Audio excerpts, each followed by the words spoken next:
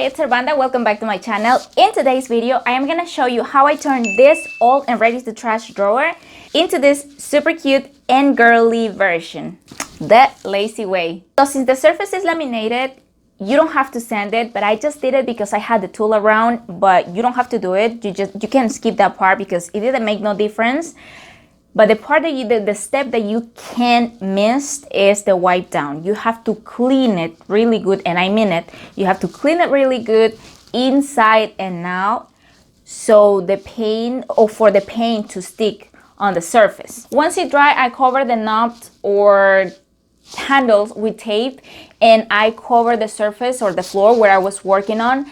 Just make sure that you cover a good part of the floor, because you're gonna see what happened to mine in a second. I am using white spray paint, and I got this one at Walmart. I think I paid 99 cents, and one can was enough to give it 2 coats. Of course, you have to let it dry in between coats, but I used just 1 can.